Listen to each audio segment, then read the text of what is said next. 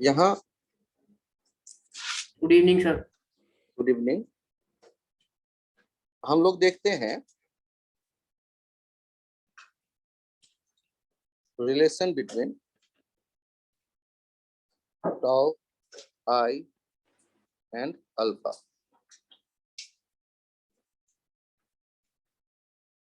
मान लो एक रॉड है और रॉड को आप रोटेट करता देख रहे हो अल्फा एंगुलर एक्सीलरेशन से, और इस पे एक पार्टिकल मैंने चुना एम आई, आइथ पार्टिकल। तो इसका जो एक्सीलरेशन देखोगे ए टेंजेंशियल और ए सेंट्रीपिटल। तो अब मुझे ये बताइए, जब आपको टॉर्क देखना होगा तो टॉर्क किसके कारण बनेगा? टेंजेंशियल फोर्स के कंपोनेंट के कारण या सेंट्रीपिटल कंपोनेंट के कारण? तो टॉर्क अबाउट ओ जब हम देख रहे होंगे m इंटू ए टेंजेंशियल इंटू उसका पोजीशन यदि आर आई है तो ये पोजीशन आर आई यूज कर लिया उसके साथ। और याद करो आप ए टेंजेंशियल को क्या लिखते थे? Alpha are I.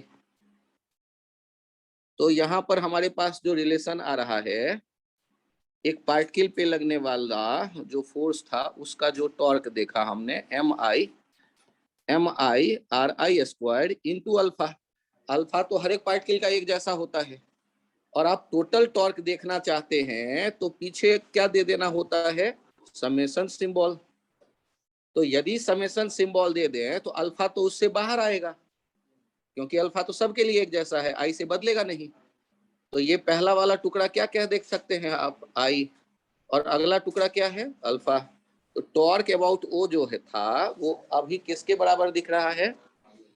I alpha के बराबर दिख रहा है। तो हमने यहाँ ये देखा कि कोई रोटेशन यदि कहीं पर है तो सारे पार्टिकल सर्कुलर पाथ पे होंगे, और सारे पार्टिकल सर्कुलर पाथ पे हैं तो सर्कुलर पाथ पे जो एक्सेलरेशन होता है उसके दो कंपोनेंट आप कर देते हो, सेंट्रीपिटल टेंजेंशियल। तो सेंट्रीपिटल वाला तो ऑब्वियस है सेंटर से गुजरेगा, सारे सर्कुलर पाथ का सेंटर एक एक्सिस पे है। तो एक्सिस के अबाउट जब आप टॉर्क देखोगे तो क्या हो जाएगा? वो सेंट्रीपिटल वाला जीरो हो गया, तो बचा कौन? टेंजेंशियल वाला, और वो किसके बराबर आ रहा है? आई अल्फा। तो टॉर्क जब हम देख रहे हैं ना, तो ये generally tau equals to I alpha जो हम यूज कर रहे होते हैं तो सेंटर ऑफ मास के अबाउट, या फिर यूज कर रहे होते हैं फिक्स्ड एक्सिस के अबाउट। दिमाग में रखें कि सेंटर ऑफ मास के अबाउट या फिर फिक्स्ड एक्सिस यदि है तो उसके अबाउट। तो यहां हमने देखा, यहाँ स्टार मार्क दे के ये पॉइंट मेंशन कर दीजिए, we will use tau equals to I alpha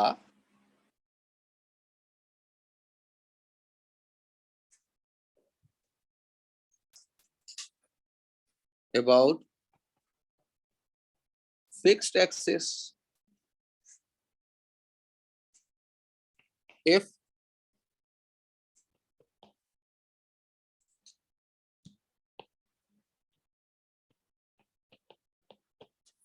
fixed axis is not available,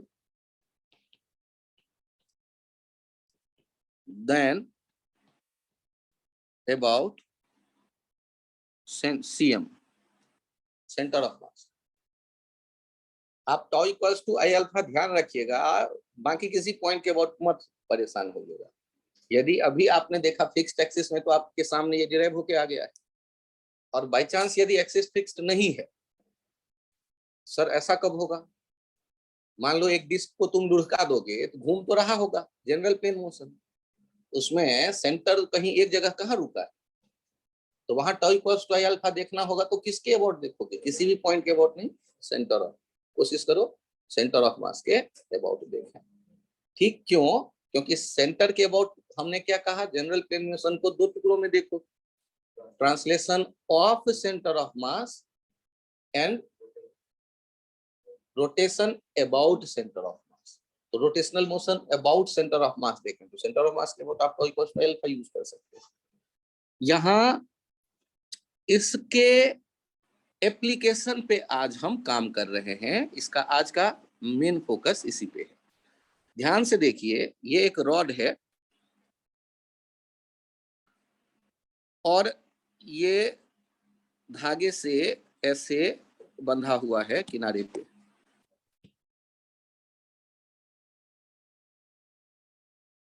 ये L/4 डिस्टेंस पे धागे से बंधा हुआ है और कहा गया rod is free to rotate about O। अब हमने इस मोमेंट पर पहले आपसे कहा find tension and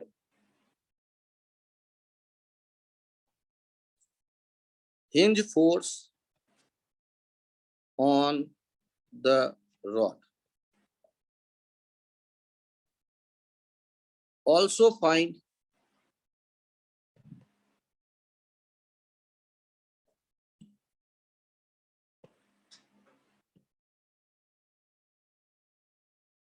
angular acceleration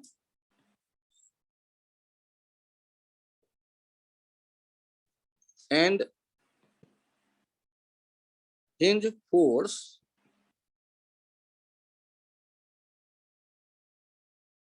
for the rod just after we cut the string.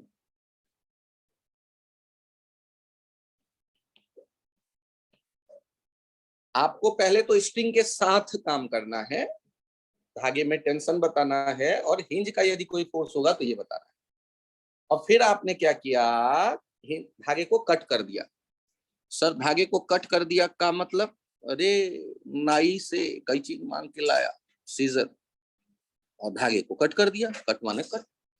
लेकिन पहले अभी धागा है, फर्स्ट पार्ट धागे के साथ काम करना है। तो सॉल्व जब करना आप शुरू करेंगे तो सॉल्व करना शुरू करेंगे तो सबसे पहले मुझे ये बताइए, यदि हिंज को तुम कील के नजरों से देख रहे हो कि यदि धागे का टेंशन T और यदि कील हटा दें तो ये पॉइंट क्या रुका रहेगा या रॉड नीचे गिरेगा? नीचे गिरेगा। इसका मतलब कि इसके ऊपर ये हिंज इधर जरूर रोकने की कोशिश करता होगा, क्योंकि हिंज यदि हम कील हटा दें, क्या रॉड क्या हॉरिजॉन्टल रह पाएगा? किधर गिरेगा? नीचे। यदि नीचे गिरना चाहता है मतलब कील को रोकने के लिए चाहिए किधर फोर्स? ऊपर। तो हमने हिंज का फोर्स का डायरेक्शन फील किया। एक ये हो सकता है कि हम फील ना करें। यदि फील ना करें तो फोर्स इस प्लेन में कोई भी होगा तो उसके दो कंपोनेंट बना सकते हैं, एक्स वाई कोई भी कंपोनेंट बना के प्रोसीड कर जाओ, देखो क्या होता है। जो बचेगा वही हिंज फोर्स होगा, दोनों आ गया तो रिजल्टेंट ले लेना। तो अभी फिलहाल हमने फील किया कि यदि कील हम हटा देंगे तो ये हिंज का जो फोर्स है वो ऊपर इसे रोक रहा होगा, नहीं तो ये गिर पड़ता हिंज कील हटाने से, ये रॉड। आप के ये विचार यदि समझ में आ गए हों तो एक और फोर्स यहां होना चाहिए जिसे हम कहते हैं mg। ये कितना डिस्टेंस यहां से? L/2। और ये कितना डिस्टेंस यहां से? L/4। किनारे वाला L/4, क्योंकि वो L/4 पे धागा था। अब आप यदि देखें तो इक्विलिब्रियम क्या बताता है? तो इक्विलिब्रियम चिल्ला चिल्ला के बताता है, जो बचपन से याद है, ऐसा आपको लग रहा है ना? ये बचपन से थोड़े ना याद है, ये तो याद एग्जाम में भी नहीं आता रहता है। F hinge plus T equals to M G. क्या याद आता है आपको? एफ वाई इक्वल्स टू 0, ये याद आता है सबसे पहले। और आप थोड़ा सा मैच्योर थिंकिंग यदि रखते हो तो थोड़ा मैच्योर थिंकिंग रखोगे तब और कौन सा याद आएगा? तो अब याद आएगा टॉर्क 0। टॉर्क सर कौन सा पॉइंट? जो मर्जी ले।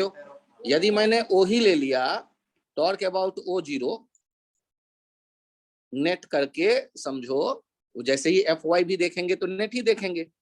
टॉर्क अबाउट ओ 0 यदि मैं बात करता हूं तो ये कैसे देखते हैं उन्हें सोचो आप ध्यान से देखिए। यदि एक रॉड है और आप ओ के अबाउट कल्पना कर रहे हो, कल्पना कर रहा हूं क्यों सर? अरे मान लो कि यहाँ कील है, वो आंखों से दिख भी रहा है, और कील के पास हम धकेल रहे होंगे तो क्या ये घूमेगा? तो ये तो जो एफ हिंज है चूंकि ओ से ही गुजर रहा है तो उसका तो टॉर्क बनेगा नहीं। तो एमजी किधर घुमाना चाहता है? नीचे। और टी किधर घुमाना चाहता है? ऊपर की तरफ, एंटी क्लॉकवाइज। और नेट 0 का क्या मतलब? mg इंटू L/2 और t इंटू 3L/4।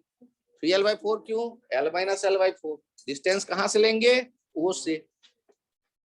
तो ये अपने पास इक्वेशन 1 आ गया एंड इक्वेशन 2 आ गया। तो क्या 2 वाले इक्वेशन से t मिल गया?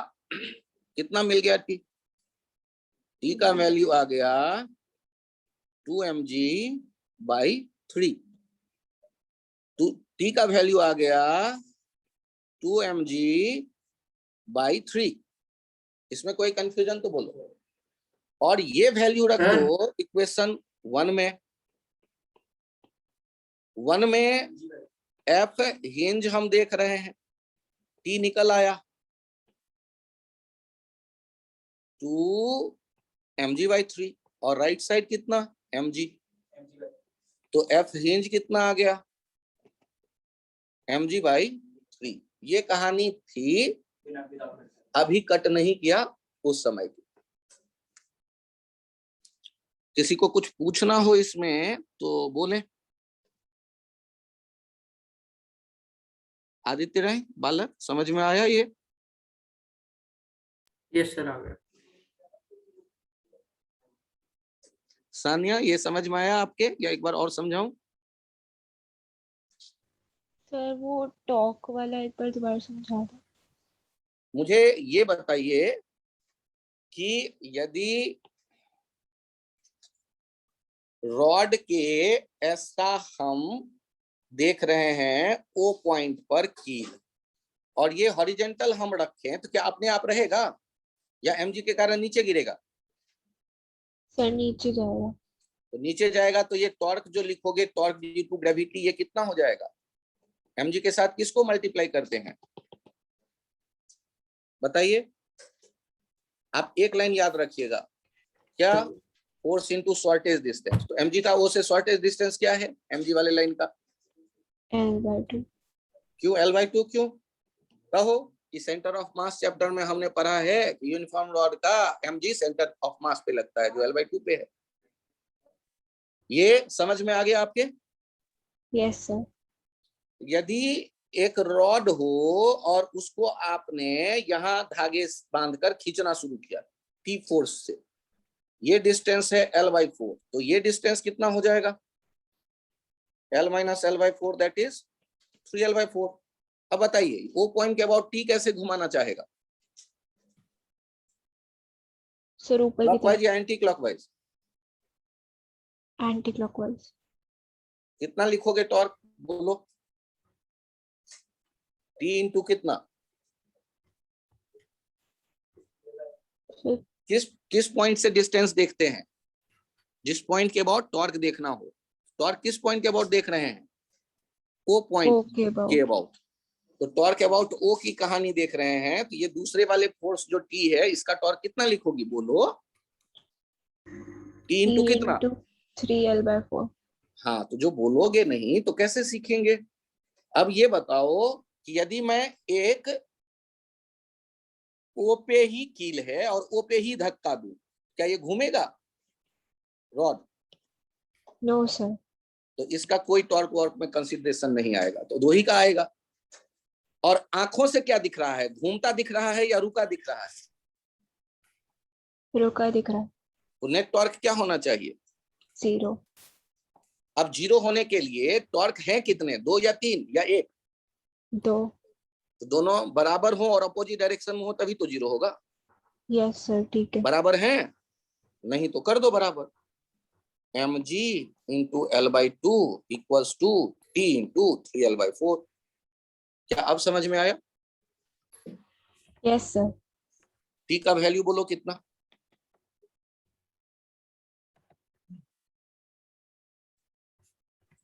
Sir 2 2 mg by 3। L cancel out हो गया, सर 2 mg by 3। 2 mg/3। यहां तक आ गए हो तो अच्छी बात, और कॉपी पे नोट कर लें सब कोई। और किसी को डाउट हो तो चैप्टर में आगे बढ़ने से पहले यही मुझे रोके, यहाँ और मुझसे पूछे।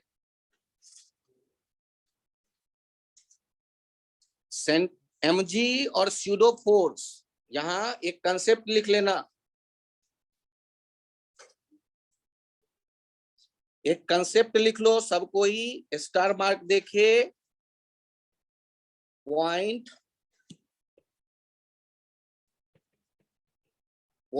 Of application of mg is centre of gravity. Centre of gravity ये डिफाइंड कैसे है, इसका यूज नहीं के बराबर करते हैं। R centre of gravity equals to summation MIGIRI upon summation MIGI। अब आप गौर करिए, यहां सेंटर ऑफ ग्रेविटी का ये फॉर्मूला सेंटर ऑफ मास के जैसा है, लेकिन यहां पर वेट टर्म इन्वॉल्व है मास के बदले। आप जानते हैं कि आपके डे टू डे में जो भी ऑब्जेक्ट मिलेगा उसके लिए जो जी होगा वो हर एक जगह एक जैसा होगा, लेकिन आपको यह भी पता है ग्रेविटेशन चैप्टर क्लास 9th से कि जी हाइट बहुत बदले तो जी बदल जाती है। तो यदि किसी विशाल का ऑब्जेक्ट की कल्पना हम करें तो उसके जो दूर में पॉइंट होंगे अर्थ के सरफेस से उसका जी कम होगा, और अर्थ के सरफेस के नजदीक जो पॉइंट होगा उसका जी ज्यादा होगा। तो centre of gravity centre of मास से कुछ नीचे चली आएगी, क्योंकि एम तो हर एक जगह का एक जैसा, लेकिन mg की जो बात करेंगे वो जो नीचे होगा अर्थ के सरफेस के नजदीक उसका जी ज्यादा होने के कारण, mg डोमिनेट करने के कारण ये जो वैल्यू आ जाता है वो बड़ा हो जाता है। तो सेंटर ऑफ ग्रेविटी एक पोजीशन होगा ना, तो राइट साइड में देखो mi के साथ भी gi है, न्यूमरेटर में भी और डिनोमिनेटर में भी। तो यहां पर मास के बदले क्या यूज हुआ है, gi। लेकिन ये ऐसे तो डिफाइंड है सेंटर ऑफ ग्रेविटी, तो पहले तो हमने ये डिफिनीशन दे दिया आपको सेंटर ऑफ ग्रेविटी का क्या होगा, और आगे लिख दे रहा हूं, ये इधर आगे से मैं इसको क्लोज करना चाहता हूं ब्रैकेट को, मेरे पास जगह कम है तो देख लेना, उसे क्लोज कर दो ब्रैकेट, डिफिनीशन ब्रैकेट में डाल दो। और अब मुझे ये बताओ कि आपने कहा माना इसका point of application is centre of gravity, point of application क्या मान लिया है, is centre of gravity. Centre of gravity, और वो फाइंड कैसे किया जाएगा ये भी आपने लिख लिया। और जनरली इस हिसाब से यदि हम देखते हैं, इस हिसाब से हम देखते हैं तो आप थ्योरी में ये स्टार मार्क देके ये भी याद रखिएगा, centre of gravity, centre of gravity short में लिख रहा हूं CG,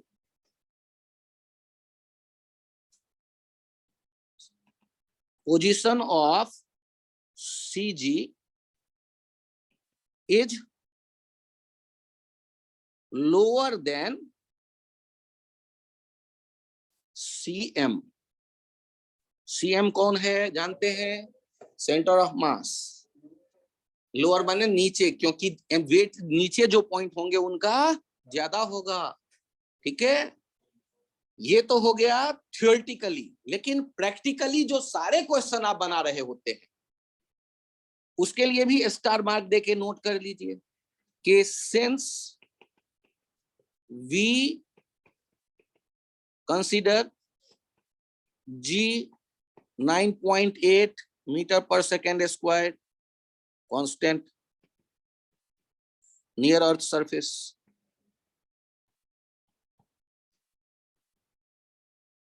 hence we will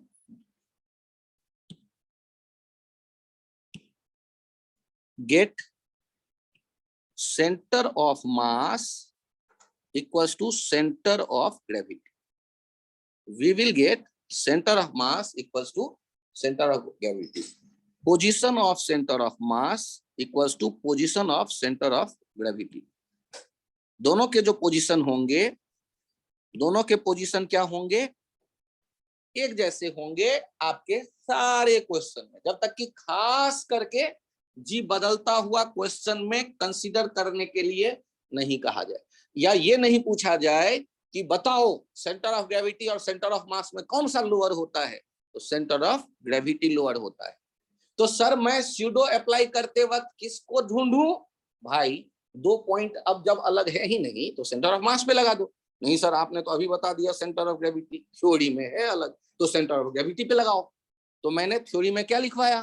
point of application of mg is centre of gravity. we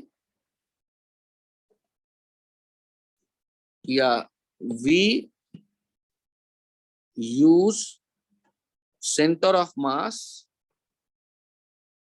mostly as point of application of mg। वो जो अभी आपने लिखा उसके नीचे लिख दो लास्ट में, या उसके नीचे लिख लो, कहीं भी लिख लो। We use center of mass mostly as point of application of mg।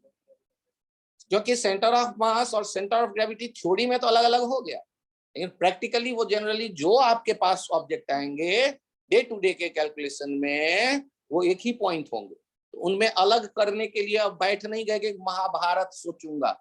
आप तो सेंटर ऑफ मास को मान लो, बाकी भूल जाओ, चलेगा। लेकिन जब खास करके यही पूछ दे कि भाई बताओ सेंटर ऑफ मास और सेंटर ऑफ ग्रेविटी कौन लोअर, तो centre of gravity lower. Statement याद रखो, काम चलाओ। ठीक है, तो centre of gravity, centre of मास आज मैंने कोशिश की कि आपको बताऊं। दो अलग पॉइंट्स हो गए, लेकिन वो अलग तब है ऑब्जेक्ट ऐसा हो जिसका साइज अर्थ के रेडियस के कंपेरेबल। क्या धूमकेतु उठा के लाओगे अर्थ के सरफेस पे, या मार्स को मून को ही पकड़ के ले आओगे अर्थ के सरफेस पे? कुछ नहीं लाओगे। नहीं लाओगे तो फिर ये तो थ्योरी में ही रहेगा, प्रैक्टिकली होना ही नहीं है। तो इसका मतलब ये हो गया ये थ्योरी में है। Otherwise centre of mass centre of gravity के लिए लुढ़क मत लेना, याद रखना एक ही कुछ होता है, काम खत्म। आगे बढ़ते हैं। अब यहाँ मुझे ये बताओ, क्या पिछला क्वेश्चन खत्म हो गया? धागा कटेगा। अब देखो क्वेश्चन का सेकेंड पार्ट, ये ओ और ये धागा जो था ये आपने कट कर दिया, और just after we cut the string वाला कहानी देखो। Just after we cut the string, अब आपको ये सोचना है कि यदि धागे को हमने कट कर दिया तो इसको नीचे कौन लाने की सोच रहा होगा? तो mg के कारण ये टॉर्क एक आएगा, और टॉर्क के कारण यहाँ अल्फा एक आएगा, आना चाहिए क्योंकि घूमना शुरू करने वाला है। तो आपके पास दो आइडियाज हैं, एक तो टॉर्क अबाउट ओ लिखोगे mg इंटू L/2, और दूसरा आइडिया है torque about O equals to I about O into alpha. और दोनों आइडिया यदि इक्वेट कर दो तो तो दोनों आइडिया यदि इक्वेट कर दो, इन दोनों आइडिया को एक साथ लेने पर क्या मिल गया हमें? I not alpha equals to mgl/2। I not का वैल्यू क्या याद है? ml²/3 या ml²/12?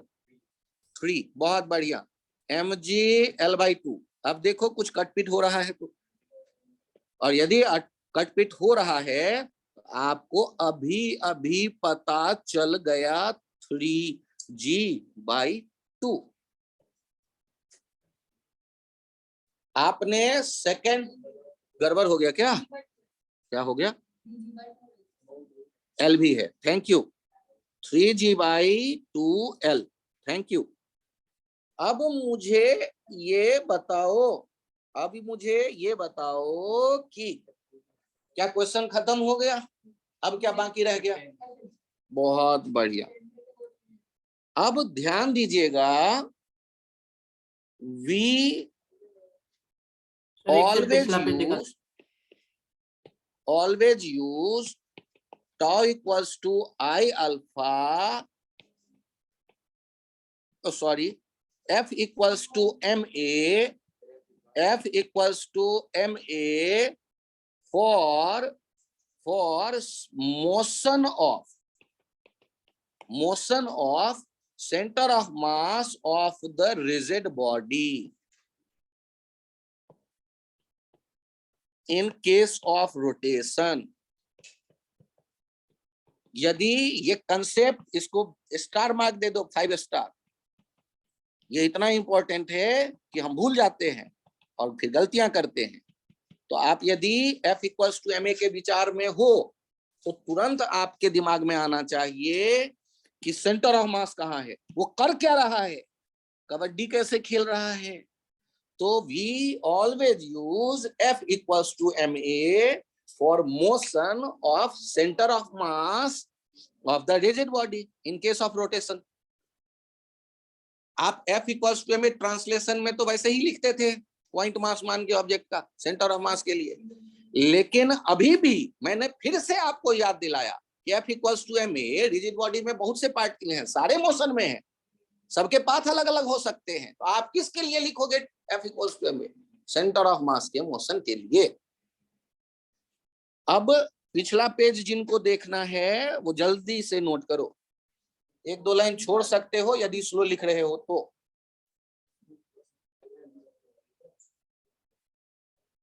हो गया। और क्या नोट कर लिया? यस सर, हो गया। अब आप लोग मुझे ये बताइए, सेंटर ऑफ मास का मोशन स्ट्रेट लाइन मोशन है या सर्कुलर मोशन? चेक करो बालक, सेंटर ऑफ मास क्या सीधे नीचे गिरेगा या सर्कुलर पाथ पे जाएगा? क्या वो पॉइंट पे कील है या उसको भी निकाल लिया? अरे रॉड के किनारे पे कील है या नहीं? तो उसको क्या सीधे गिर पाएगा या घूमना पड़ेगा, उसे चक्कर लगाना पड़ेगा? ओके बाबू, ठीक। तो क्या देखेंगे? in this case cm of rod moving on starts circular motion। अपने वाले केस में ये क्या हो गया? Circular motion. और इन सर्कुलर मोशन, अब ये एक और कंसेप्ट है अपने पास। In circular motion always use tangential and centripetal direction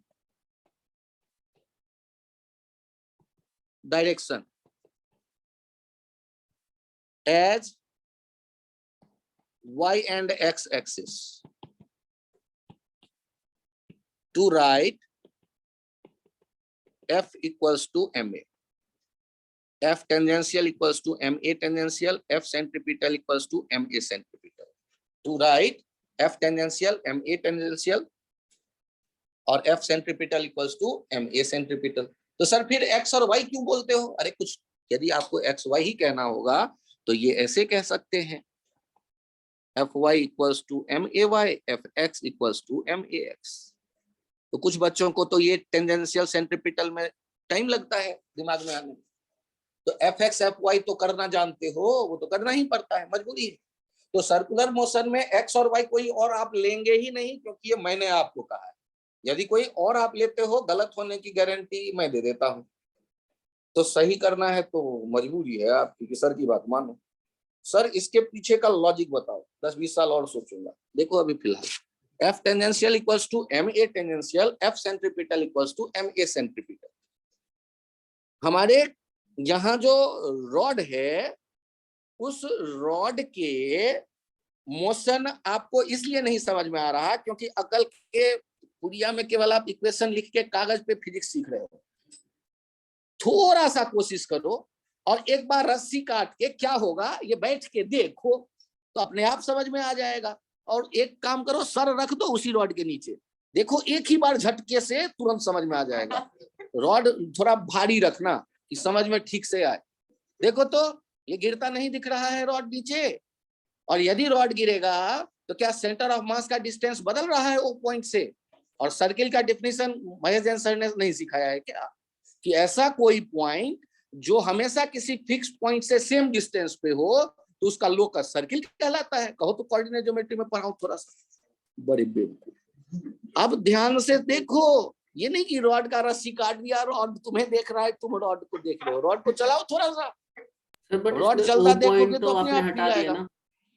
अब कैसा पाथ होगा? सर्कुलर पाथ होगा। सर्कुलर पाथ होगा तो मतलब क्या हुआ कि अब आपको मजबूरी में सर्कुलर मोशन अप्लाई करना पड़ेगा।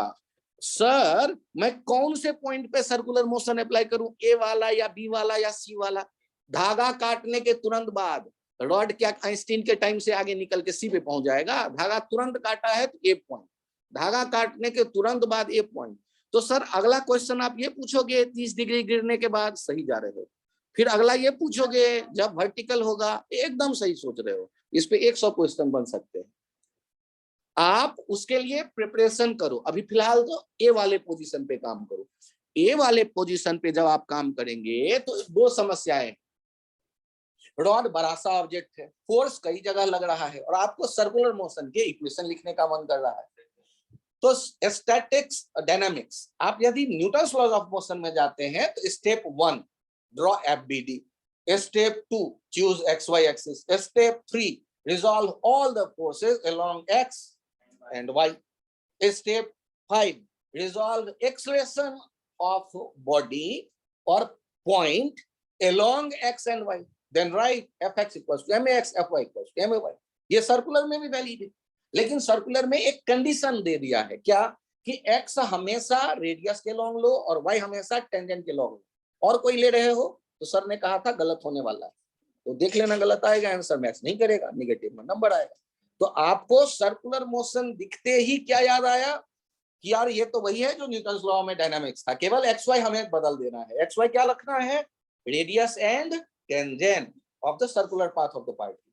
और अब आप रॉड को नहीं, फोर्स तो रॉड पे लगेगा, लेकिन वो सारे फोर्स कहाँ इमेजिन करो? उस पॉइंट मास पे जो सर्कुलर मोशन में है, और सबको रिजॉल्व करो आपके chosen X Y, radius and tangent के अलोंग। सर आप मुझे ये बता तो रहे हो कि ए वाले पोजीशन पे एफबीडी बनाओ, लेकिन सर अभी सर्कुलर मोशन हुआ तो नहीं है। अरे होगा ना, तो आप पास तो सर्कुलर सोच के ही सारी कहानी पकाओगे ना। अभी हो नहीं रहा है। सर अभी नहीं हो रहा है तो आपने क्यों सर्कुलर माना? ए भाई जब मोशन शुरू होता है तो ओमेगा नॉट इक्वल्स टू 0 भी तो ले सकते हैं, तो ओमेगा नॉट 0। अच्छा, तो इसका मतलब सर कि सर्कुलर मोशन का ये centripetal acceleration omega square R वाला कहानी है, ये 0 हो जाएगा। अरे क्या सोचा है तुमने। और सर फिर आपने अल्फा बताया था तो टेंजेंशियल भी लिखना आपने सिखा दिया है, अल्फा आर। अल्फा के बदले अभी अभी कुछ बताया है 3g/2l, और आर के बदले बड़े बढ़िया आपके आंखों से दिख रहा है l/2। तो ये टेंजेंशियल एक्सेलरेशन हो गया 3g/4। सर ये तो सेंटर ऑफ मास का आप देख रहे हो, ऐसे तो बहुत से पॉइंट हैं, बाकी का क्यों नहीं देख रहे? तो मैंने शुरू में ही कंसेप्ट बताया कि आप F इक्वल्स टू एम जो अब सोचेंगे ऑब्जेक्ट के सारे पॉइंट के लिए नहीं, केवल और केवल सेंटर ऑफ मास। यदि ट्रांसलेशन होता तो भी रोटेशन सर्कुलर मोशन है तो भी। अब सर्कुलर मोशन आंखों से दिख रहा है तो मैंने सेंट्रीपिटल टेंजेंशियल को बुला लिया। सर उसको क्यों बुलाया भाई? वहीं से तो कहानी बनती है। सर्कुलर आते ही तुरंत दिमाग में घंटी बजनी चाहिए, सेंट्रीपिटल टेंजेंशियल। सर मेरे में एक ही घंटी बजती है, आधा क्वेश्चन सही होगा। सर मैं दोनों घंटी बजा लेता हूँ, सेंट्रीपिटल टेंजेंशियल, तो दोनों तब हो गया कंप्लीट। ठीक है, टेंजेंशियल सेंट्रीपिटल दोनों सोचें, भले ही आपके एक से काम बनेगा। सर एक ही से काम बनेगा, हाँ 99% केस में एक से काम बन जाता है सेंट्रीपिटल वाले इक्वेशन से, लेकिन ये उससे अलग है, इसमें टेंजेंशियल लिखना ही पड़ेगा। अब चेक करो, आपको पता नहीं है कि कील का फोर्स किधर होगा, तो मैंने आपसे कहा था कि किधर भी हो, मैंने Fy और Fx मान लिया, मुझे रोकना मत। सर ऐसे कैसे मान लोगे? ये बात है, एक काम करो ना, एक x एक्सिस बना देता हूं, एक y एक्सिस बना देता हूं, देख लो पैरेलल दिख जाएगा, x के पैरेलल वाला Fx, y के पैरेलल वाला Fy। सर आपने एक्सिस सेंटर ऑफ मास पे जाके बना दिया, ए भाई मैं उसी के तो मोशन की बात करना चाहता हूँ, तो उसी पे सोचूंगा x और y। सर क्या मैं ये एक्सिस ओरिजिन पे भी ले सकता हूँ, ओ पे भी ले सकता हूँ? ले सकते हो, कोई दिक्कत नहीं, हमें केवल डायरेक्शन से मतलब है। अब मुझे बताओ, क्या मैं ये सारे Fy और Fx को चाहूं तो क्या वहां से पकड़ के हटाकर क्या ला दूं इस जगह? ये Fy हिंज, हिंज भी लिख दो जिससे कि भूल ना जाए, सेंटर पे पहुंच गया तो ये कौन है, Fy हिंज Fx हिंज। क्या ये आइडिया सही समझ में आ गया कि सारे फोर्स हम पकड़ के कहां ले आए? सेंटर ऑफ मास पे। सर ऐसे कैसे आप कर सकते हो? मेरी मर्जी। नहीं सर ऐसे नहीं चलेगा, आपकी मर्जी, आप मुझे समझाओ। तो ये पॉइंट मास का आप मोशन मैं देख रहा हूं, तो रॉड तो भूल जाओ, और पॉइंट मास सर्कुलर मोशन पे है, उसका रेडियस मुझे पता है, उसका सेंट्रीपिटल एक्सलेशन मुझे पता चल गया है, उसका टेंजेंशियल एक्सलेशन मुझे पता चल गया है, और मुझे Fy हिंज दिख रहा है, Fy हिंज, और मुझे Fx हिंज दिख रहा है, Fx हिंज। और अब मैं इक्वेशन लिखने की सोच रहा हूं, तो सर x और y कोई भी ले लोगे आप, वर्टिकल हॉरिजॉन्टल ना, रेडियस एंड टेंजेंट के लॉन्ग। यहाँ पे by chance radius x axis के लॉन्ग हॉरिजॉन्टल है और टेंजेंट वर्टिकल है, तो हॉरिजॉन्टल वर्टिकल मत लेना, टेंजेंट एंड रेडियस सोचना सर्कुलर मोशन में x y चुनने के लिए। अब मुझे बताओ इक्वेशन में y वाला क्या लिखूंगा? Fy equals to MAy। अब y पे नेट फोर्स तो है कौन? F tangential equals to MA tangential, और में आ गए। और अब बताओ टेंजेंशियल डायरेक्शन में कौन कौन फोर्स हैं? एक mg, दूसरा Fy हिंज। सर आपने माइनस क्यों किया? अरे अपोजिट है इसलिए। और ए टेंजेंशियल कितना? 3g/4। तो सर Fy हिंज कितना हो गया? अरे मैथमेटिक्स के महारथी देखो ध्यान से, mg/4। अच्छा सर तो हिंज का फोर्स निकल आया। रुक जाओ, धैर्य बनाए रखो, अभी Fx के लिए सोचना बाकी है। Fx hinge equals to m into ax equals to m into a centripetal equals to m into omega square r equals to m into 0 square l/2 equals to 0। Sir ये 0 कैसे? अरे अभी मूव करना शुरू ही किया है, तो ओमेगा शुरू का क्या होगा? 0, m ओमेगा स्क्वायर r 0, तो Fy है, Fx 0 हो गया। तो हिंज का नेट फोर्स क्या होगा? हिंज का नेट फोर्स यही होगा, स्टार जो दो दे दिया, यही हो जाएगा F हिंज।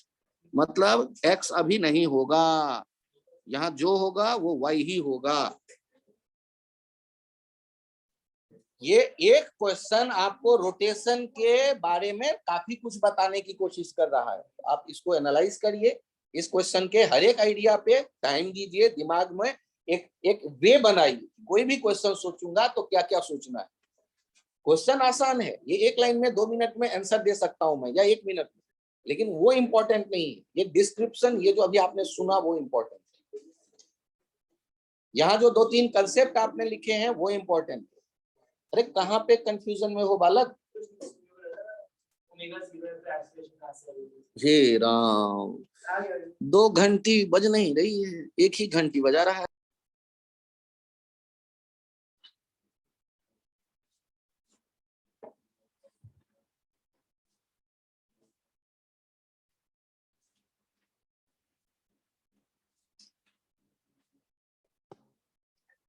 यहाँ चेक करिए, आज के बाद आपके सामने एक नया आइडिया आ रहा है, पुली विथ मास विथ फ्रिक्शन। ठीक है, अब एक नया आइडिया आ गया, और ये जो है ये है, अब और बेहतर के लिए, थोड़ा आसान के लिए डिस्क कह दिया। तो डिस्क मतलब मोमेंट ऑफ इनर्शिया आपके दिमाग में घूमने लगा होगा, और इसका मास भी दिखा दिया। और किया क्या कि इस डिस्क को, ये तो मास वाला डिस्क है, तो पतले धागे से संभालना थोड़ा मुश्किल था। मैंने एक रॉड लेके बढ़िया से एक कील लेकर चकती लगाई कि ये घूम भी सकता है डिस्क। और घूमेगा कब? जब धागा इसके ऊपर से गुजरे और धागे और डिस्क के बीच बातचीत हो, आपस में एक दूसरे से वो लड़ाई कर सके, बातचीत कर सके, और आराम से धकेल धुकेल सके एक दूसरे को। यदि ऐसा है तो आप कह रहे हो कि इस केस में यदि M2 नीचे आएगा तो M1 ऊपर जाता दिखेगा और डिस्क चक्कर लगाता दिखेगा। और आपके सारे क्वेश्चन में कहा गया रहेगा there is no slipping for all question. ये मैंने लिख दिया। यदि आपको ज्यादा लगे कि सर ऐसे मत लिखा करो तो 99.99% केस। अब भी तुम्हें टेंशन है तो अच्छी बात। अब यहां देखना, लिखा रहेगा और नहीं लिखा रहेगा तो मन ही मन मान लेना, लिखने वाला छोड़ दिया, आलसी है। There is no slipping between string and the pulley मतलब पुली यदि थीटा रोटेट करेगा तो इससे क्या कंडीशन निकल आएगा? पुली थीटा रोटेट करेगा, आर डेल्टा थीटा रोटेट करेगा तो ब्लॉक कितना नीचे ऊपर आएगा? डेल्टा एस, या नीचे जाएगा डेल्टा एस। और इसको dt से डिवाइड कर दें तो are D theta by D T किसके बराबर हो जाएगा? ds by D T. मतलब आर ओमेगा किसके बराबर हो जाएगा? v के। और लगे हाथों एक बार और डिफ्रेंशिएट कर दो तो आर अल्फा किसके बराबर हो जाएगा? a के।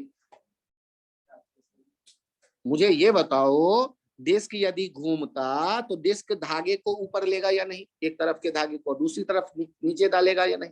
तो यदि डी थीटा रोटेट करेगा डिस्क तो कितने धागे को ऊपर खींच लेगा? R length, R D theta. तो ब्लॉक कितना ऊपर जाएगा? ds। तो जितना ब्लॉक ऊपर आया उतना ही धागा तो उस डिस्क पे लिपटा होगा, क्योंकि स्लिप नहीं कर रहा है धागा। तो आर डी थीटा ds के बराबर आ गया, dt से डिवाइड करो तो आर ओमेगा v के बराबर आ गया। पॉइंट समझिए। तो आप कुल मिला के 99.9% केसेस के लिए क्या सोचेंगे ये देखो। और अपनी अकल पे यदि नहीं समझ में आ रहा है तो ज्यादा टेंशन ना बढ़ाओ। यहाँ देखो, ये ओमेगा से घूम रहा है या ये अल्फा से एंगुलर एक्सेलरेशन, ये अल्फा से डिस्क रोटेट कर रहा है, तो इस पॉइंट का एक्सेलरेशन कितना लिखोगे? ऊपर की तरफ बता दो तो कुछ, ये 2 दिन बाद याद आएगा। Alpha R. तो उसके नीचे जो ब्लॉक टंगा है उसका भी एक्सेलरेशन कितना होना चाहिए? नीचे जो ब्लॉक टंगा हुआ है उसका एक्सेलरेशन क्या होना चाहिए? अल्फा। तो वही अल्फा आर। तो ए किसके बराबर होगा? Alpha R. और उसके बगल में लिख दो due to string constant, due to string constant. तने हुए स्ट्रिंग के दोनों सिरे पर एक जैसा वेलोसिटी हो जाता है, एक जैसा एक्सेलरेशन होता है, स्ट्रिंग कांस्टेंट। एनएलएम से पहले चर्चा में आया था, ठीक है? यस के दिमाग में नहीं आ रहा है अभी भी। स्ट्रिंग कांस्टेंट का मतलब पता है? हाँ, बहुत बढ़िया। तो ये a equal to alpha string constant से देख लो। वैसे ही यदि दूसरे तरफ वाले ब्लॉक के पास तुम हो तो यहाँ नीचे का एक्सलेशन डिस्क के उस पॉइंट का जहां धागा टच कर रहा है कितना बोलोगे, तो अल्फा आर। तो नीचे वाले ब्लॉक का एक्सलेशन ए, तो ए किसके बराबर होगा, अल्फा आर। तो आप ऐसे देख लो और दिमाग में एक आइडिया बना लो, और आज के बाद ए अल्फा दिखे तो ये इक्वेशन लिख देना राम नाम लेके, ए अल्फा आर 99.8% केस में वैलिड हो जाएगा। अच्छा सर यहाँ परसेंटेज कम कर दिया, हाँ 0.2% में गड़बड़ करेगा। तो ये 99.8 माने हो गया हाँ 0.2। तो आप टेंशन ना लो, उतना सही कर ही रहे हो तो बहुत चांस है कि आपके आईटी वाले क्वेश्चन सही हो ही जाए। और सर 0.2 का क्या करोगे आप, किसी दिन चर्चा कर लेंगे। अभी फिलहाल इस बात पे आप तैयार हो जाइए कि आपने यहाँ कौन सा चैप्टर देखा, रोटेशन। तो रोटेशन देखा तो आपको इन रोटेशन के क्वेश्चन को सॉल्व करने का स्टेप्स होना चाहिए। सर ये क्या होता है स्टेप्स, अरे यार एनएलएम सॉल्व किया तो कहा ना ये स्टेप फॉलो करो, सर्कुलर मोशन सॉल्व किया तो कहा ये स्टेप फॉलो करो, उन दोनों को मिक्स करने वाला हूँ। हाँ बोलो बालक। सर इसमें आपने आर डी थीटा जो बताया वो नहीं समझ आया। उसे इसीलिए तो दूसरा तरीका बताया जो तुम्हारे समझ में आएगा। ये दूसरा भी आया या वो भी नहीं आया, फिर वो वाला आ गया। हाँ ये वाला आ गया तो खुश हो जाओ और दुखी मत हुआ करो फालतू के पॉइंट पे, यही यूज करना पड़ेगा तुम्हें आगे। ये उसी से डिराइव होके आता है, दूसरा आइडिया उसका वो दूसरे तरह से देखने का तरीका था। यहाँ नोट करो सबको ही अपने अपने कॉपी पे, steps to solve problems, steps to solve problems in rotational dynamics. Rotational dynamics.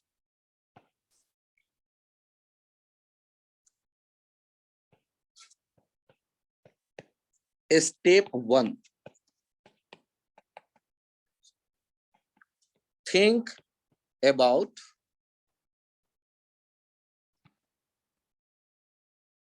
translation.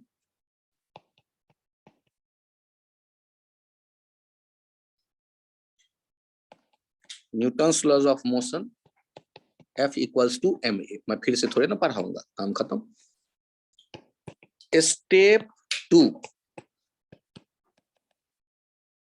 think about rotation.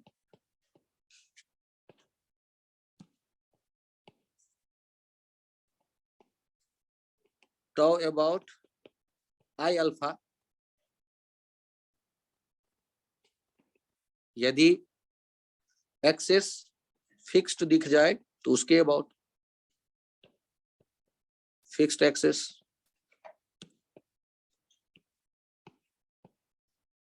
Fixed access,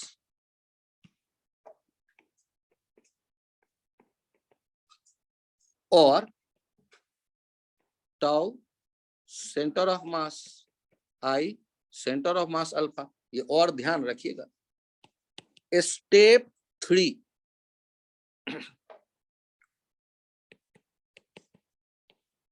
think about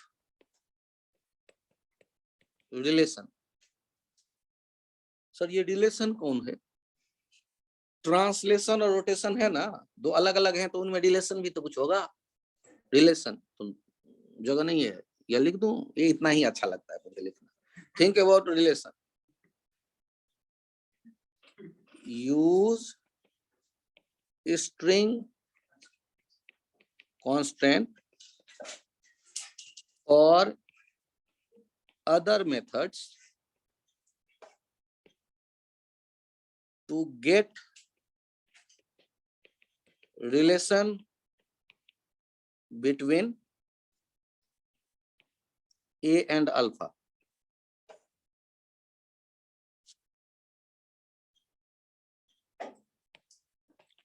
For 99.8% case, A equals to alpha। Sir आपको जब पक्का पता है तो यही लिख दूं, हाँ यही लिख दो। 99.8% केस में इसी से काम चल जाएगा बिना अक्ल लगाए। और सर गलत हुआ तो, अरे तो कौन सा मैं कहता हूँ रोटेशन आज खत्म हो गया, फिर सुधारेंगे थोड़ा सा 0.2%। गलत बात है सर, आप 100% नहीं पढ़ाते हो। अरे धीरे धीरे 100% भी होगा, मैं भी कोशिश ही तो कर रहा हूँ फिजिक्स सीखने की। अभी 30 ही साल तो हुआ है, ज्यादा कहाँ हुआ। देखो आगे।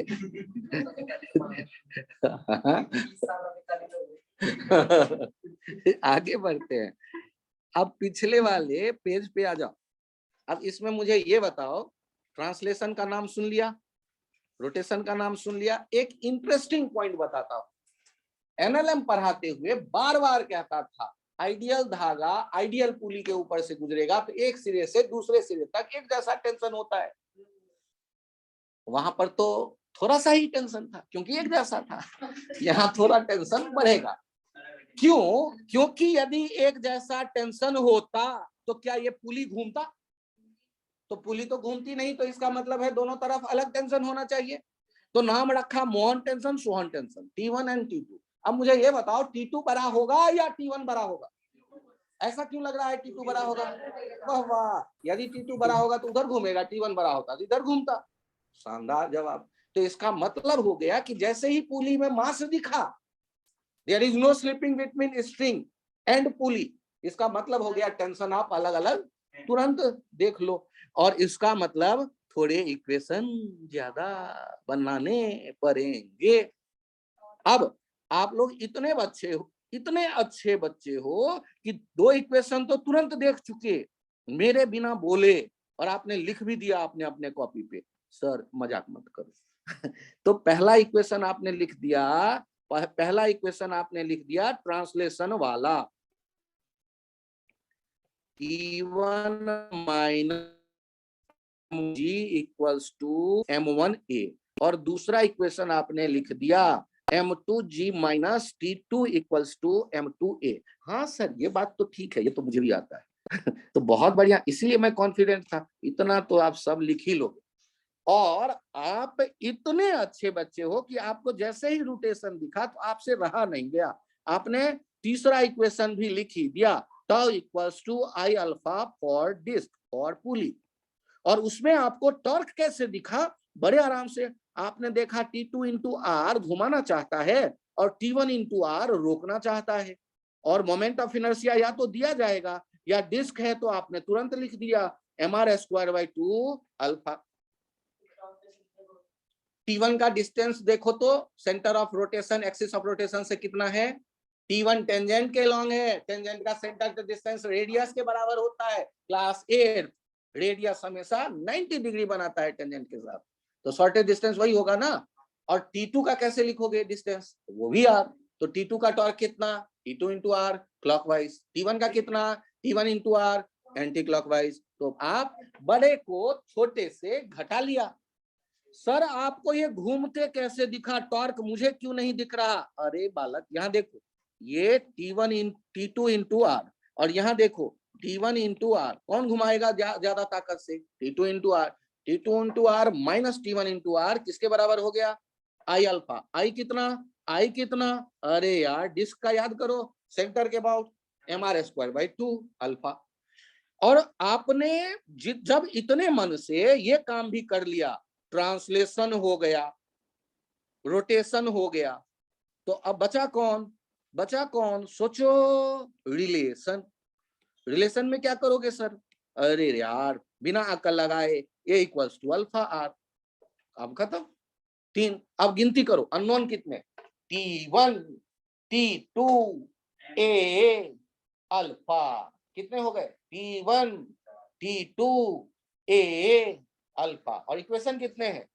संयोग अच्छा रहता है तो सॉल्व हो जाता है। 4 इक्वेशन बन गए। 4 इक्वेशन आपके पास हैं। तो सर ये सॉल्व करना कौन सिखाएगा? मैं सर पूछना सर 4 वाला x y z, और ये मैंने और ले लिया एक। कैसे सॉल्व होता है? ठीक है। सर आपने टाउ वाली इक्वेशन कैसे बताई? हाँ ये तो राम नाम लेके ना, A equals to alpha R. आपको 99.8% नंबर यदि आ जाएगा तो आईटी में टॉप कर जाओगे, क्योंकि इस बार के टॉपर के भी उससे कम है। ठीक है, तो 99% केस के लिए यहाँ देखो तो क्या लिखा है? Third equation. और यही तुम छोड़ने वाले हो, आगे सारे क्वेश्चन में गड़बड़ करने वाले हो इसी पॉइंट को लेके। तुम रोते रहोगे कि सर मुझे ये पता नहीं चल रहा, और तुम्हारा क्वेश्चन गलत हो जाएगा। अभी मैंने उसके ऊपर जो लिखा वो भी तुम्हें नहीं पता चल रहा। Use the string constant. String के दो सिरे पे एक्सलेशन एक जैसा होता है, एक सिरे पे यदि अल्फा टेंजेंशियल एक्सलेशन है तो दूसरे ए एक्सलेशन के वो बराबर होगा। बड़े सर ये तो पता है, थर्ड इक्वेशन पूछ रहा हूँ मैं। थर्ड इक्वेशन में तुम ये बताओ मुझे, क्या पुली में घुमाने वाला कोई दिख रहा है? मोहन घुमा रहा है या सोहन घुमा रहा है, ये बताओ। या एमजी घुमा रहा है, कौन घुमा रहा है? या हिंज घुमा रहा है, कौन घुमा रहा है? सेंटर के अबाउट ये जो पुली है उसको कौन घुमा रहा है? कोई तो होगा जो तुम्हें पता चले कि घुमा रहा है। सेंटर के अबाउट टॉर्क लिखो तो कौन घुमा रहा है? तो हिंज का बोलो कितना होगा फोर्स टॉर्क? 0।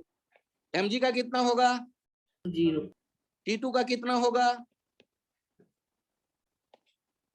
सर वही तो नहीं पता। अरे गधे, तो जी पे बैठ जाओ, हाथ बढ़ाओ, पकड़ो T2 को, कितना बड़ा लेंथ चाहिए? R लेंथ चाहिए, तो T2 इंटू R। नहीं पता चला? Force into shortest distance, force का line of action into shortest distance. Shortest distance तो 90 डिग्री वाला ही होता है, क्लास 8 में पढ़ाया गया था मैथ्स में। रेडियस 90 डिग्री बनाता है टेंजेंट से, धागा टेंजेंट है। नहीं दिख रहा है तुम्हें R?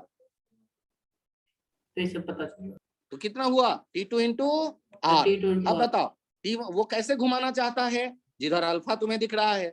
और T1 इंटू R क्या सपोर्ट कर रहा है या अपोज कर रहा है? जल्दी बोलो। अपोज कर रहा है, इसलिए माइनस कर दो, काम खत्म। आई बात समझ में या नहीं आई अभी? बहुत बढ़िया, बहुत बढ़िया, अच्छा करते हो, पूछ लेते हो।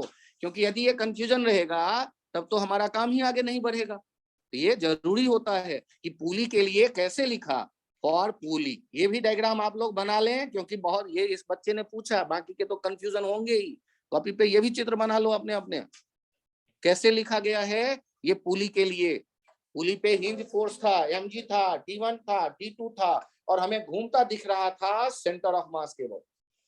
सर पता कैसे चला अल्फा का डायरेक्शन? जैसे ए का, सर ए का कैसे पता चला? वो भी नहीं पता था, तो रेंडमली हमने मान लिया किसी एक को नीचे जाते, उसी के हिसाब से अल्फा भी सोच लिया।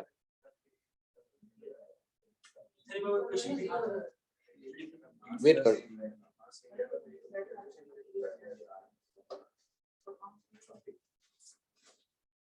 पुली पे 4 फोर्स हैं, सेंटर के अबाउट 2 गुजरने के कारण उनका टॉर्क नहीं बनेगा।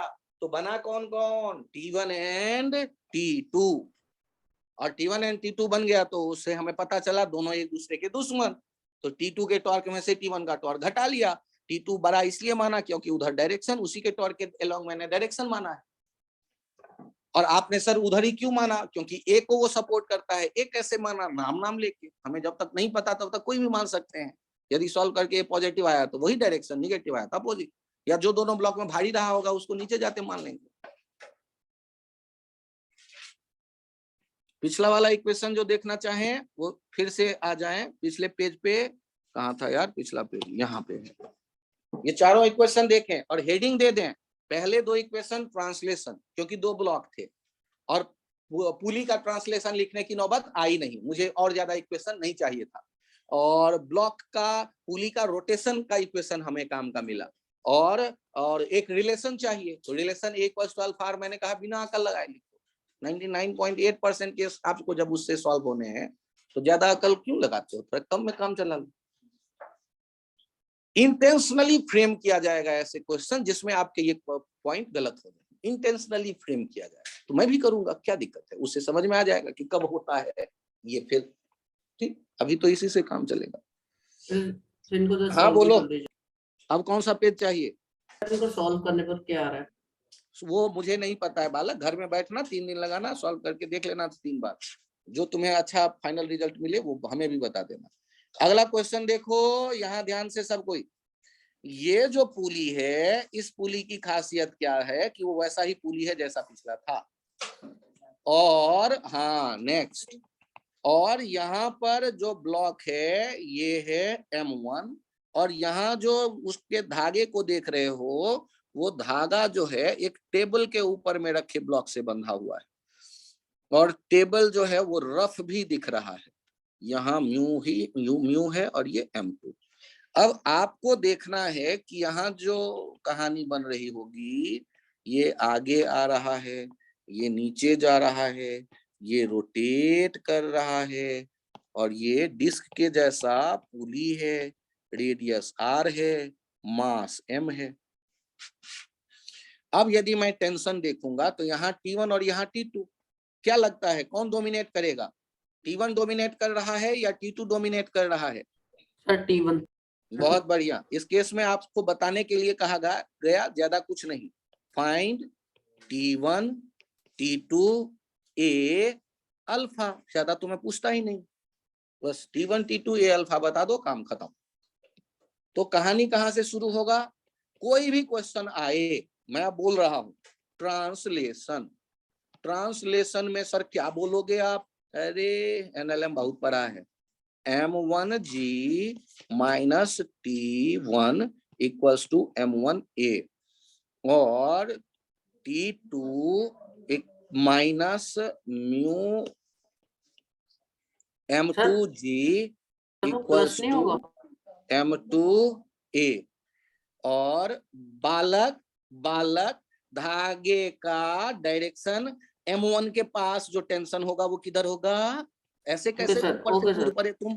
हैं नीचे, ऊपर वाले पे वो T1 दिखाया है डिस्क पे, नीचे वाले ब्लॉक पे ऊपर की तरफ होगा, ऐसा गड़बड़ मत कर देना बालक। ये T2। अब देखो दूसरा T2 minus friction mu N2 और चेक करो, ये दूसरा हो गया, ट्रांसलेशन की कहानी खत्म। तीसरा देखो रोटेशन, रोटेशन तो अब तो एक्सपर्ट हो गए, इतना एक्सपर्ट हो गए कि सीधे इक्वेशन लिख रहे हैं T1 into R minus T2 into R equals to MR square by 2 into alpha, ये कैपिटल M लिख लेना इसका। और उसके बाद क्या आने वाला है? Relation, translation, rotation, relation. Relation sir क्या आएगा? रिलेशन आ रहा है राम नाम लेके A equals to alpha R. Sir ऐसे पढ़ाओगे फिजिक्स राम नाम लेके? अरे देखो यार, यहाँ पे पॉइंट ऑफ कांटेक्ट का टेंजेंशियल एक्सलेशन चेक करो, पॉइंट ऑफ कांटेक्ट का टेंजेंशियल एक्सलेशन चेक करो, अल्फा आर। तो जितना यहाँ पर होगा एक्सलेशन उतना ही नीचे की तरफ धागे के दूसरे सिरे का होगा, इसीलिए A equals to alpha R. क्योंकि यहाँ घूमेगा धागा तो घूम के यहाँ थीटा छूट करके आता, तो या डी थीटा छूट करके आता, तो जितना ये घूमता उतना ही धागा फ्री होता, तो आर डी थीटा डीएस के बराबर। वो जो कहानी था पका दो, रिजल्ट यहाँ तक पहुंच जाएगा, इक्वल्स टू अल्फा। नहीं तो राम नाम लेके सीधे लिख दिया करो, मैंने कहा है सही होने वाला है। A equals to alpha, black colour में लिखना है मुझे, A equals to alpha R. कितने अननोन, कितने इक्वेशन, गिनती करो, पहला, दूसरा, तीसरा, चौथा, काम खत्म, 4 अननोन 4 इक्वेशन। सर आप सॉल्व करोगे, मैं कभी नहीं सॉल्व करूंगा। 4 अननोन 4 इक्वेशन, घर में ट्राई मारना, नंबर दे करके आ जाएगा, और वैसे ही ट्राई कर लेना। ए अल्फा आर वाले से 3 नंबर में डाल दो, वहां से T2 निकाल करके 2 में डाल दो, 2 से फिर 1 वाले में पहुंच जाओ, ए निकाल के T1 आ जाएगा, ए आ जाएगा, सब कुछ निकलता चला जाएगा बारी बारी से। घर में टाइम मिले तो इसको कभी कभी सॉल्व करके देख लेना, 1-2 क्वेश्चन। SC वर्मा कम से कम सॉल्व कर लेना, उससे भी काम चल जाएगा। सॉल्व करते वक्त ज्यादा टाइम लग रहा हो तो एटलीस्ट सबके इक्वेशन लिख देना, और क्लास में पूछ लेना जो जिसमें थोड़ा सा भी डाउट हो कि सर ये थोड़ा एक बार देख, तो मैं फिर से उसमें लिख के दिखा दूंगा, अपना इक्वेशन मेरे इक्वेशन से मैच कर लेना। और सॉल्व करना नहीं आएगा तो IIT के एग्जाम में पता चलता है कि सॉल्व करना नहीं आने से क्या होता है। तो घर में कम से कम 20-25 सॉल्व कर लो। सर आपने कब किया था? हाँ, आज से 25 साल पहले किया। आगे चलो, अगला क्वेश्चन देखते हैं। ये यदि आपके समझ में आ रहा हो, ऐसा उम्मीद करता हूं मैं, जरूरी नहीं है कि आ ही जाए, तो होगा क्या, कहानी में थोड़ा ट्विस्ट और आता है।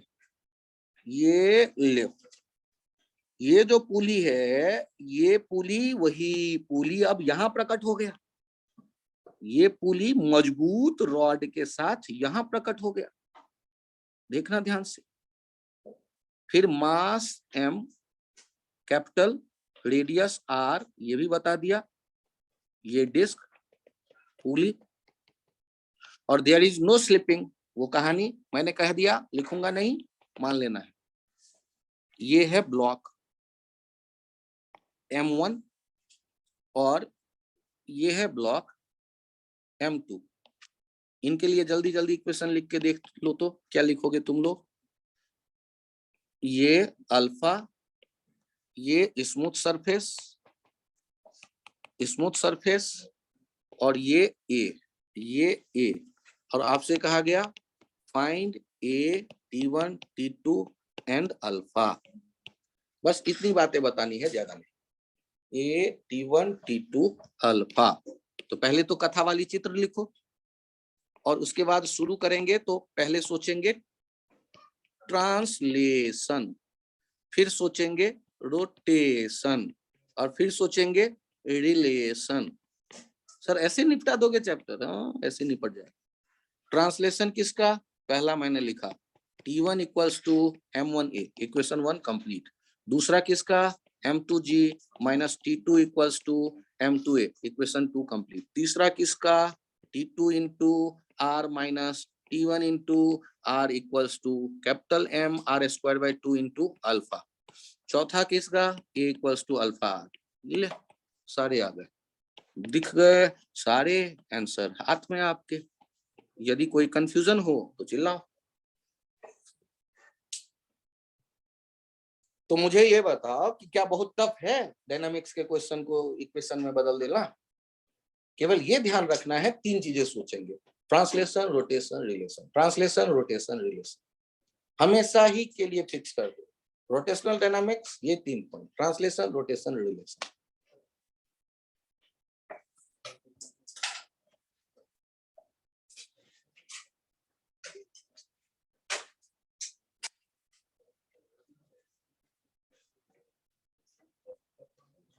रोटेशन वाली इक्वेशन याद करनी है? ना याद क्यों करोगे, अगले पेज पे आ जाओ। धागा इसको कहां कहां फोर्स लगाते दिख रहा है और दूसरा कहां लिख रहा है? इसको कौन घुमाएगा? अकल लगाओ थोड़ा सा। सर हिंज और ग्रेविटी और T20। कौन घुमाएगा? हिंज और ग्रेविटी कभी घुमाएगा? किसके अबाउट देख रहे हो? हिंज के ही अबाउट। तो कितना होगा? टाउ जी आई जी अल्फा लिख रहे हो, तो टाउ जी कैसे लिखोगे? T2 और T1 क्या एक डायरेक्शन में है या अपोजिट? Sir opposite. तो क्या लिखोगे? यही बात समझ में आई या नहीं? Yes sir. खुद से चित्र बना लो अपने कॉपी पे, जो पिछले पेज की छपाई कर रहे हैं वो संपन्न करो पहले। क्या ये पिछला वाला चित्र कंप्लीट हो गया?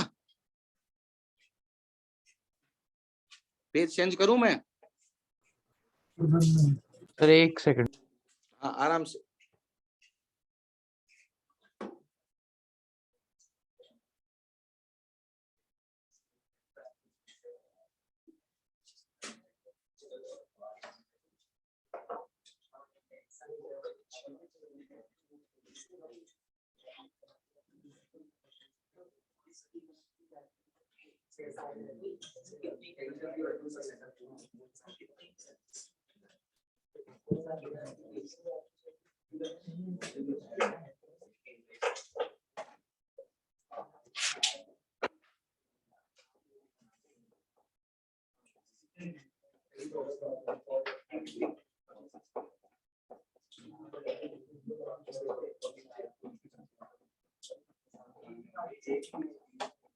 अरे पेज चेंज करूं?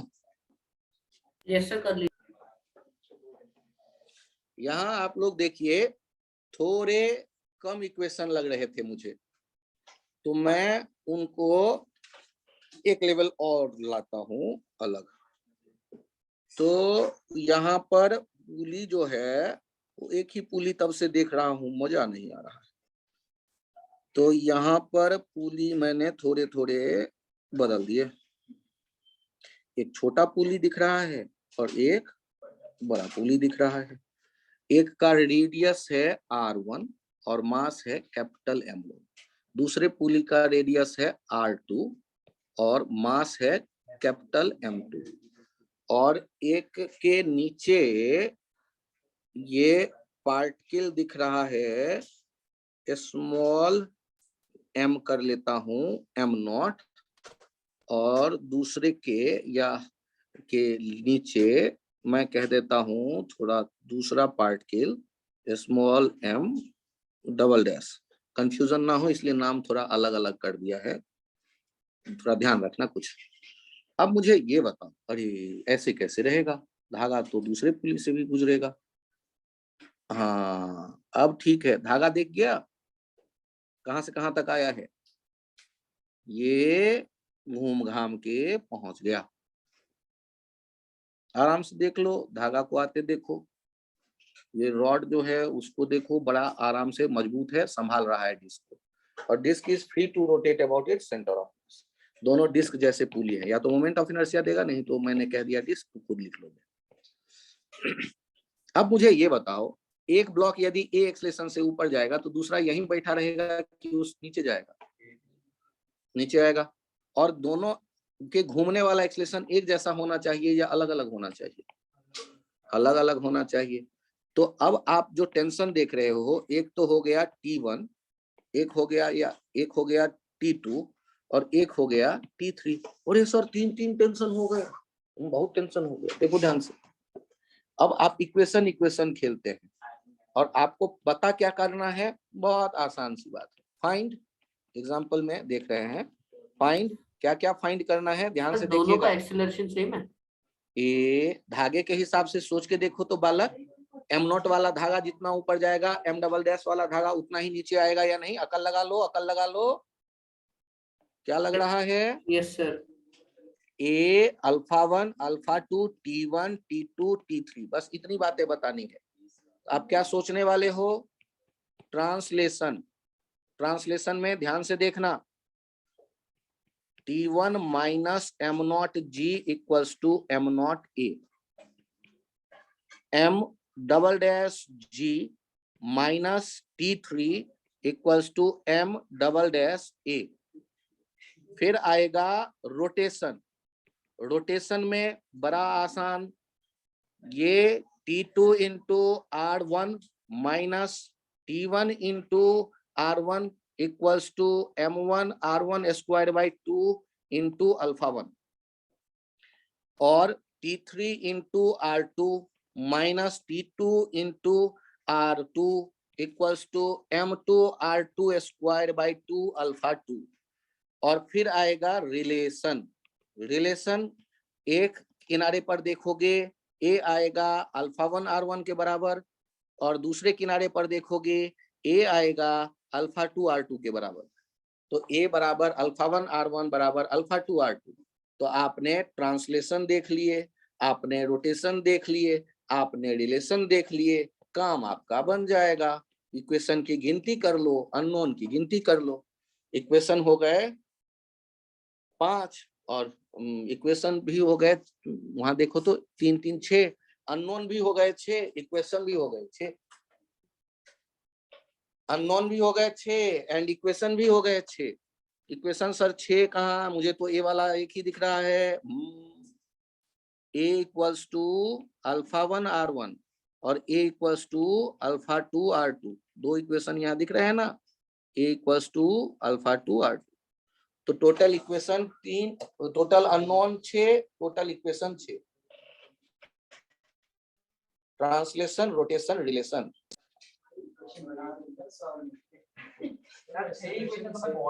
किसके एक्सलेशन सेम हो गए?